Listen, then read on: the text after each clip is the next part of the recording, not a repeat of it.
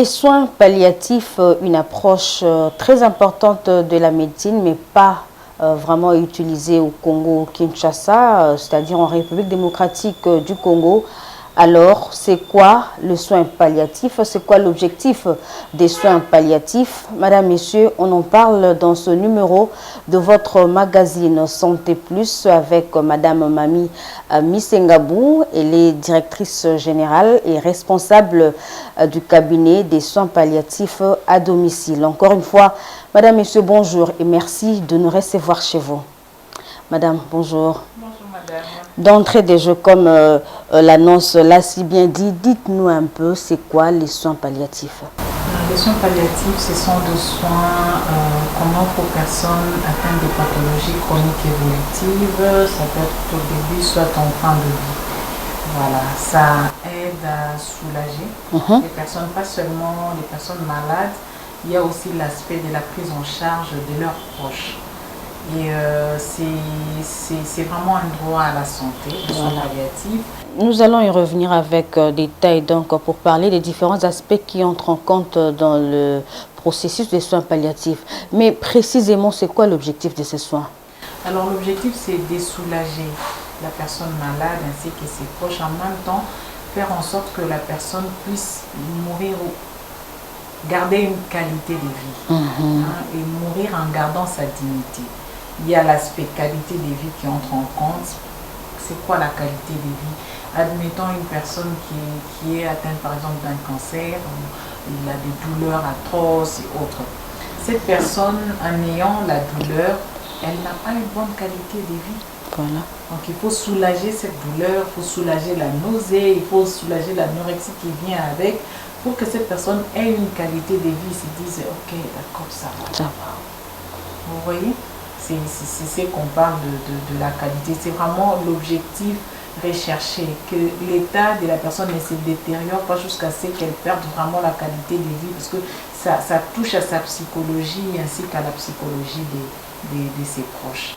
Alors, vous venez de dire tantôt que plusieurs aspects interviennent dans les soins palliatifs. Citez-nous ces différents aspects. Quel genre de soins, quel genre que pratique, qu'est-ce qui intervient justement? Ok, dans le soin palliatif, on parle de la pluridisciplinarité des acteurs, où il y a vraiment toute une grande équipe qui intervient. Ça veut dire, selon différentes disciplines. Il y a des médecins, parce que c'est les médecins qui mettent en place le diagnostic. Ok, d'accord, il y a telle pathologie. Alors, qu'est-ce que nous devons réellement faire pour pouvoir prendre correctement en charge cette personne? Il y a l'infirmier qui vient aussi intervenir pour dire, ok, il y a des soins qu'elle peut administrer. En même temps, l'infirmier doit poser un diagnostic infirmier pour pouvoir mettre en place une démarche de soins qui va faire en sorte que la personne soit aussi soulagée. Il y a l'aspect psychologique dont on a parlé, où on peut intervenir aussi les psychologues, parce qu'ils doivent soutenir la personne. Les premiers processus, c'est faire en sorte que la personne accepte sa maladie, accepte tout ce qu'on a mis en place comme démarche de soins pour pouvoir le soulager. Il y a, admettons, ça dépend d'une personne à l'autre, si la personne nécessite la prise en charge par un kinésithérapeute. Oui. Les kinésithérapeutes interviennent aussi pour faire des massages, pour essayer de soulager, gérer un peu la douleur dans ce sens-là. Il y a la partie, la nutritionniste qui entre en compte.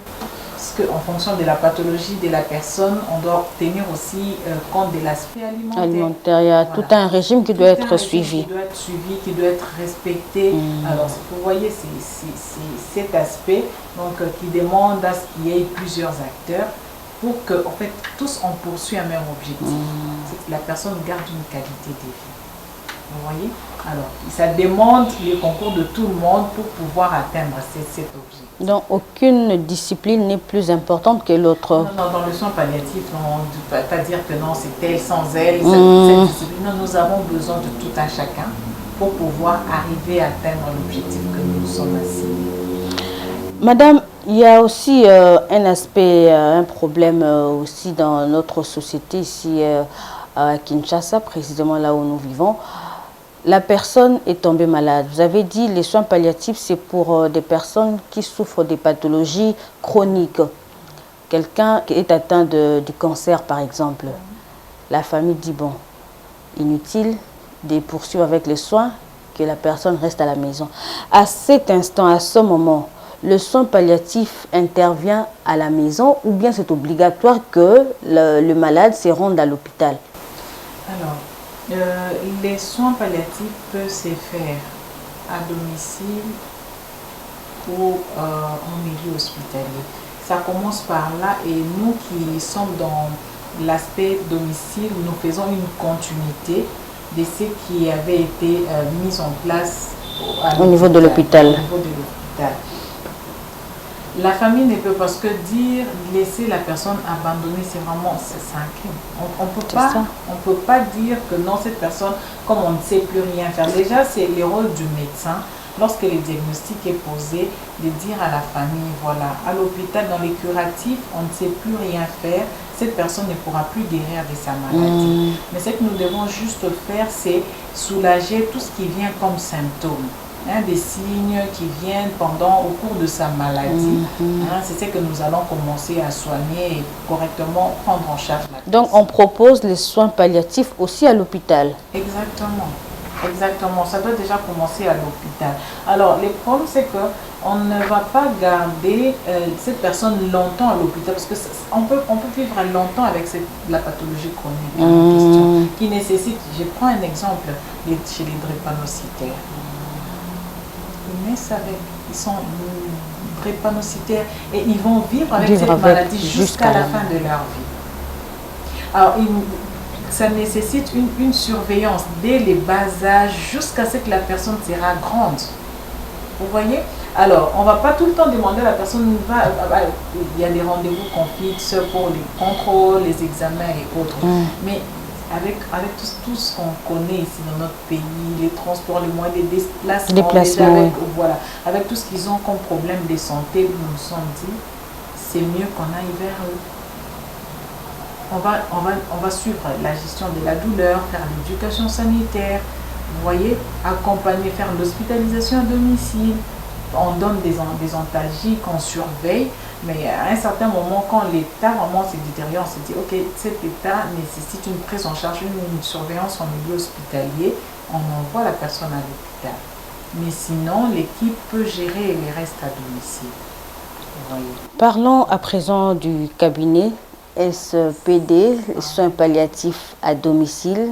C'est quoi? Alors, SPD, c'est une organisation non gouvernementale qui a été mise en place par moi.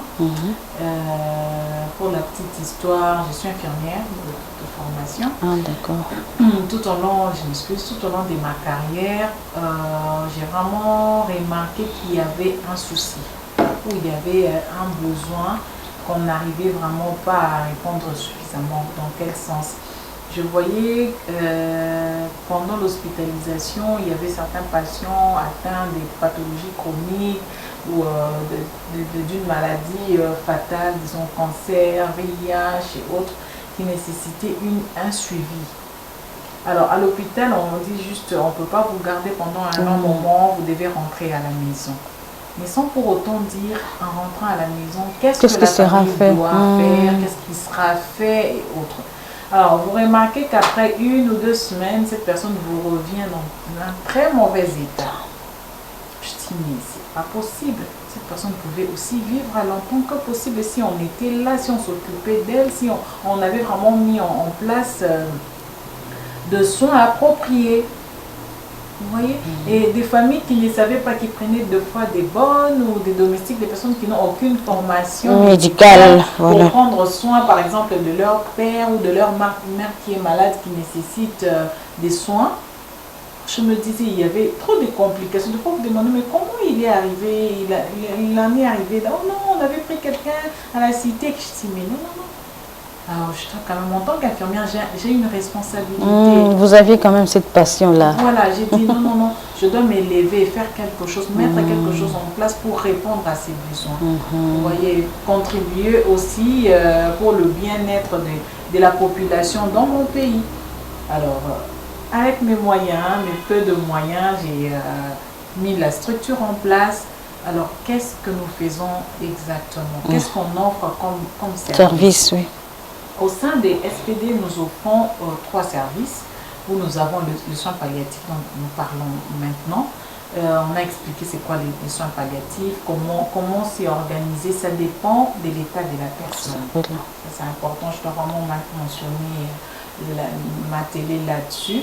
Les soins est administré en fonction du besoin ou de l'état de la personne. Chez certaines personnes, l'équipe ou l'infirmier arrive, elle administre le soin le matin, elle rentre.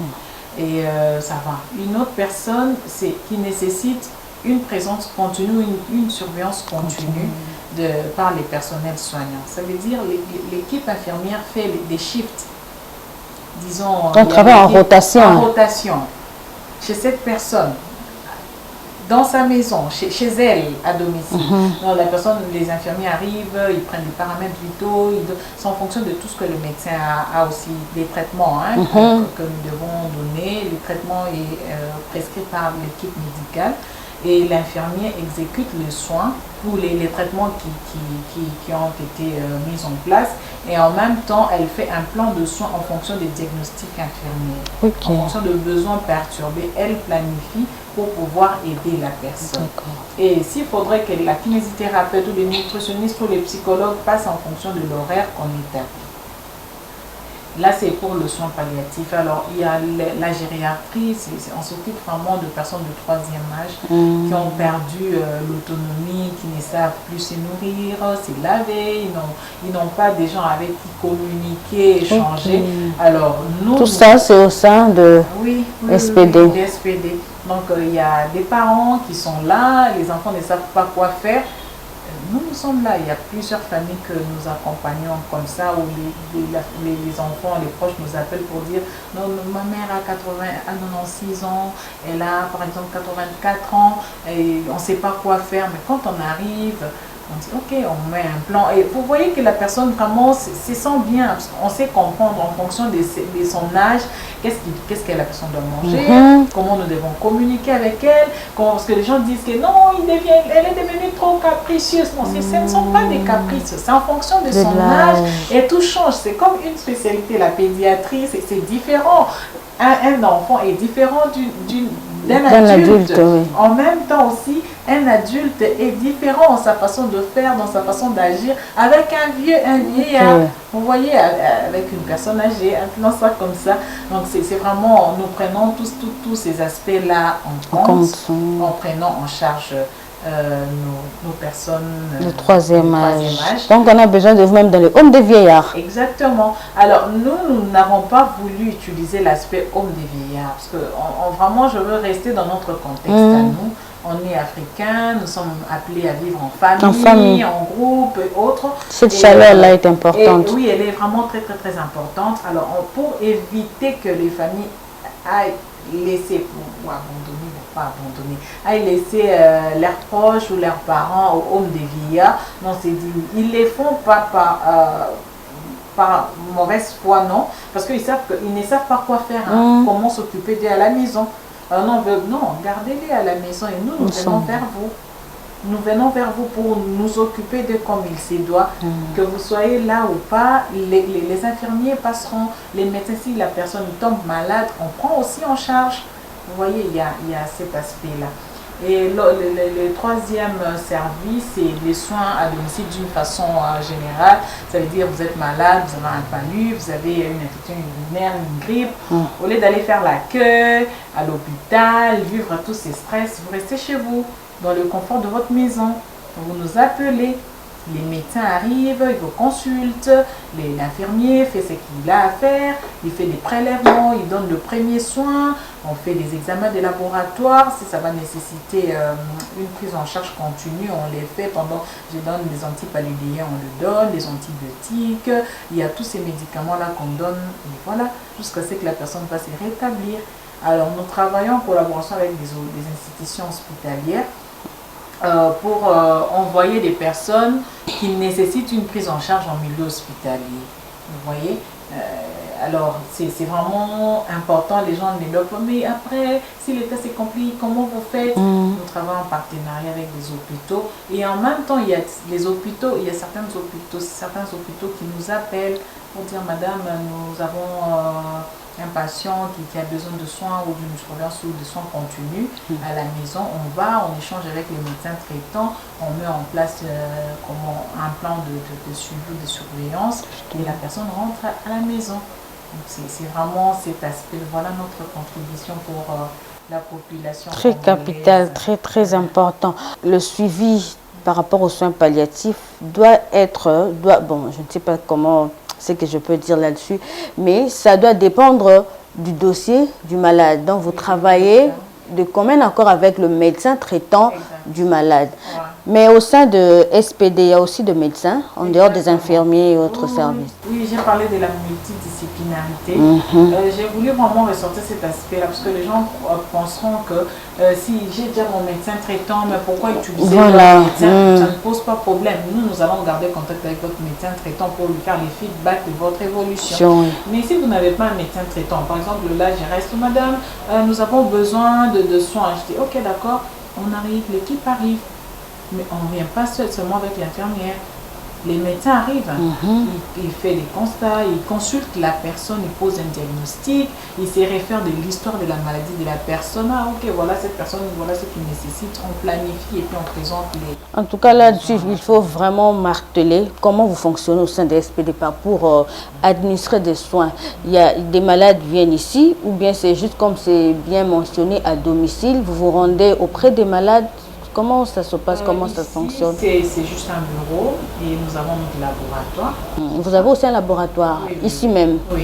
D'accord. Alors, et ce que nous faisons, c'est que nous allons administrer le soin au domicile de patients. C'est-à-dire les personnes nous appellent et nous, on va vers eux. On les soigne chez eux. Ok. Et on ramène les échantillons pour faire des examens et ensuite on rappelle voilà ce que nous avons trouvé comme problème et on fait des ordonnances. Donc les examens vous faites chez le patient qui est à la maison, donc vous n'avez pas eu à partir de l'hôpital? Non, non. La personne peut quitter l'hôpital. L'hôpital nous appelle pour dire ok, nous avons tel patient qui nécessite de soins palliatifs. Ok, pas de problème, on vient, on lit les dossiers, mais au cours de l'évolution de la personne, si on constate par exemple que non, la personne est devenue un peu pâle, faible, voilà, faible, mais qu'est-ce qui se passe, on va les prendre. Non, on va quand même contrôler son taux d'hémoglobine. On fait les prélèvements, on vient voir. Bon, la personne a fait de la fièvre. Ah, mais pourquoi? On prend, est-ce que c'est un palud, c'est une infection, c'est quoi? On fait des examens pour essayer de mettre en place et puis prendre correctement en charge. Vous voyez, donc c'est ça. Ça ne demande pas que la personne aille à l'hôpital pour que nous puissions faire des examens. Vous pouvez être chez vous. Vous dites que je me sens mal. Avant de mettre un traitement en place, oui, on va tenir compte de la symptomatologie. Et aussi, pour être beaucoup plus sûr, on fait des examens des laboratoires. En tout cas, c'est tellement important, ce service. Avant d'évoluer, prière de donner aux téléspectateurs qui vous suivent à ce moment les contacts, les coordonnées pour vous joindre. Ok, nous, comme numéro de téléphone, c'est aussi un numéro WhatsApp. Vous pouvez nous contacter au 081 996 51 71. Je reprends 081 996 51 71. C'est aussi un numéro WhatsApp. Pour ceux qui sont à l'étranger, ils peuvent nous appeler ou nous écrire sur ces numéros. Notre bureau est situé à Ma-Campagne sur 153 Jolie Park, quartier Ma-Campagne, référence les guest house de Ma-Campagne. C'est non loin de l'ambassade de Congo-Brazzaville. Voilà. Merci beaucoup, madame. Les soins palliatifs à domicile. Au début, quand j'étais en train d'annoncer l'émission, on a dit que c'est une approche vraiment importante. On a constaté ensemble avec vous l'importance vraiment de ces soins, mais qui ne sont pas vraiment trop utilisés ici au Congo-Kinshasa. Mais c'est quoi? Pourquoi ce n'est pas vraiment connu? Il faut des sensibilisations, le gouvernement, vous-même? Alors, jusqu'à présent, au niveau de notre pays, il n'y a que les acteurs, disons, nous sommes membres de la société civile santé, nous sommes acteurs, voilà. Il y a juste quelques structures et ce sont des structures privées, vous voyez. Et c'est nous qui essayons d'aller maintenant vers les gouvernements pour faire des plaidoyers, pour que le soin palliatif soit reconnu et que nous puissions avoir un programme national de soins palliatifs. Justement, très important. Nous avons les programmes nationaux de lutte contre le VIH, contre la tuberculose, la drépanocytose. Alors, il faut qu'il y ait ces programmes-là et en même temps qu'il y ait des directives nationales sur le soin palliatif qui doit être validé parce qu'il y a déjà un plaidoyer avec Pallia Family qui est aussi acteur de la société civile. Ah, vous évoluez déjà. On évolue ensemble dans ce sens et le secrétariat général devait, comment dirais-je, valider cela pour que ça soit vulgarisé auprès de la population congolaise. En même temps, créer un comité de soins palliatifs. Vous voyez, au sein de notre pays, parce que c'est jusqu'à présent, ça s'est fait d'une façon informelle. Ça doit être vraiment formalisé. Voilà. On doit comprendre que voilà ce que nous faisons, qui sont les acteurs dans le soin palliatif.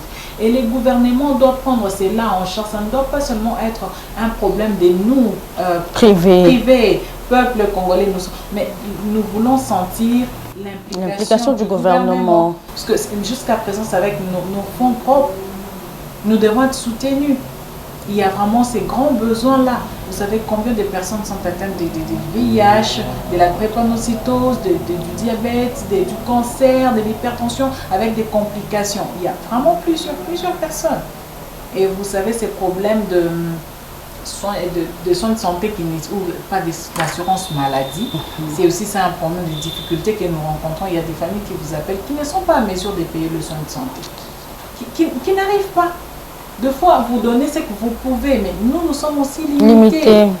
Les personnes, moi-même, je ne saurais pas, j'ai cette bonne volonté-là. Je veux déjà mettre en place cette structure, c'est un pas, c'est la preuve d'une grande volonté. Je ne veux pas rôder ou tourner dans toute la ville pour administrer ces soins. J'ai besoin, il y a des personnes qui m'accompagnent, les médecins, les infirmiers, ils le font parce qu'ils sont passionnés, ils veulent bien, mais ils doivent vivre. Ils ont de famille. Vous voyez? Et nous qui devons circuler, jusqu'à présent on a une seule voiture, nous devons circuler à travers la ville. Nous avons besoin des consommables, nous avons besoin des médicaments, des antalgiques, disons des compresses, tout ça. On ne sait pas, mais jusqu'à présent, il n'y a personne qui nous vient en aide dans ce sens. Mais c'est un grand travail que nous rendons à la nation. Nous avons vraiment besoin de cet accompagnement. Il ne faudrait pas seulement que les gens viennent d'ailleurs pour pouvoir nous aider, pour nous appuyer. Mais nous, il y a des personnes qui peuvent faire quelque chose et lever dans ces sens jusqu'à présent. Alors c'est vraiment, moi je demande à ce que les gouvernements... justement, c'était derrière la question qui allait suivre. Les besoins étaient énormes. Qu'est-ce que vous dites? Qu'il y ait un budget alloué aux soins palliatifs. Aujourd'hui, il y a un programme pour les cancers et autres, il y a déjà un budget. Oui, bravo. Mais dans le soin palliatif, il n'y a pas que les cancers. Il n'y a pas que les cancers. Il y a autant de maladies. Il y a plusieurs pathologies. Et il faut qu'il y ait ces budgets-là qui peuvent dire, ok, d'accord, vous qui êtes acteur dans le soin palliatif, voilà ce que nous vous donnons comme financement pour que vous puissiez fonctionner comme il se doit. Vous avez des véhicules, vous avez des intrants, vous avez tout ce qu'il faut. Et comme ça, on a aussi les frais pour payer les personnes qui travaillent chez nous. Et fidéliser, encourager. J'ai dit, une personne qui est motivée, qui est bien payée, qui est bien rémunérée, va donner les meilleurs. Malgré que c'est vraiment, il faut vraiment être passionné, il faut avoir la vocation pour faire ça. Vraiment.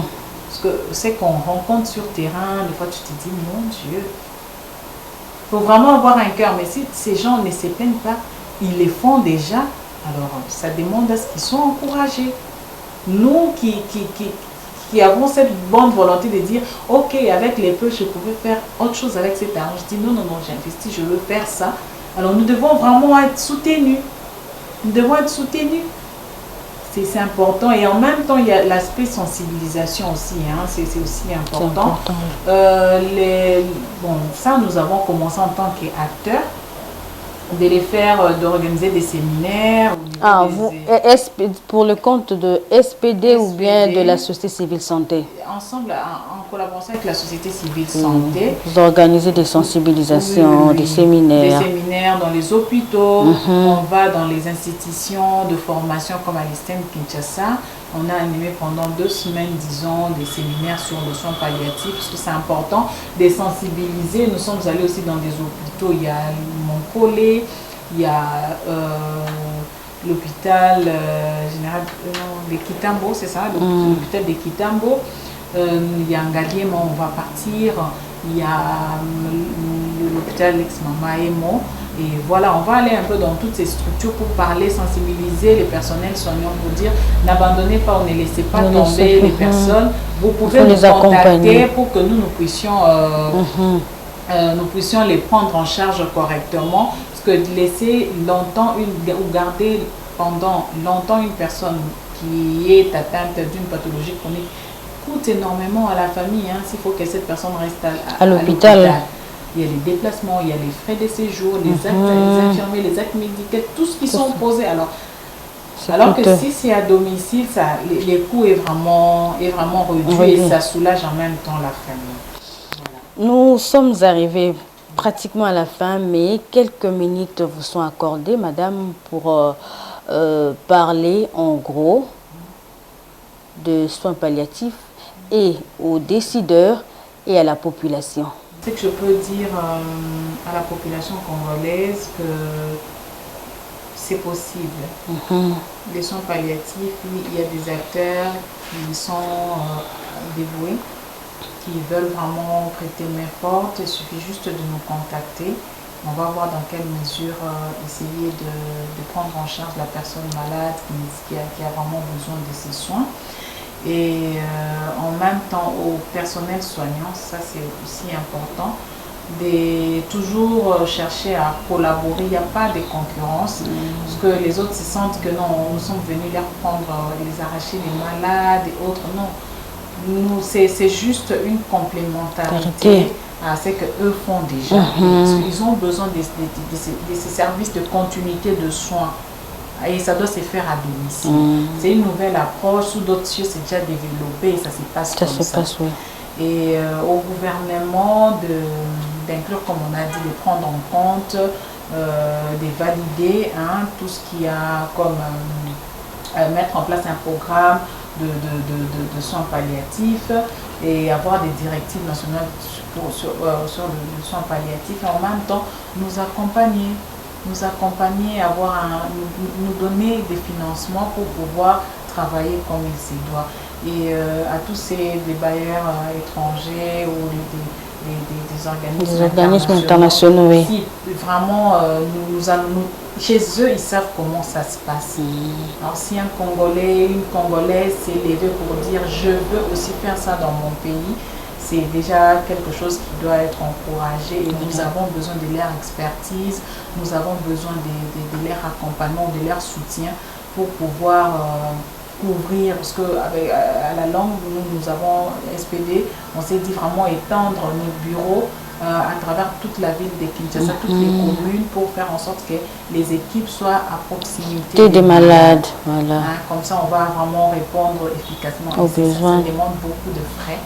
Et les personnes de bonne volonté, des privés, des entreprises, ils peuvent venir nous assister dans ce sens. Leur aide sera vraiment... Merci beaucoup, madame. Le message est passé. Madame, messieurs, c'était un réel plaisir de vous présenter cette émission. Nous avions parlé des soins palliatifs. C'était avec madame Mamie Sengabou, je rappelle. Elle est responsable du cabinet soins palliatifs à domicile. Vous avez compris ce que c'est les soins palliatifs. L'objectif de ces soins, en tout cas, c'est vraiment important. En cas de besoin, n'hésitez pas. Les contacts sont là. Prière de nous contacter.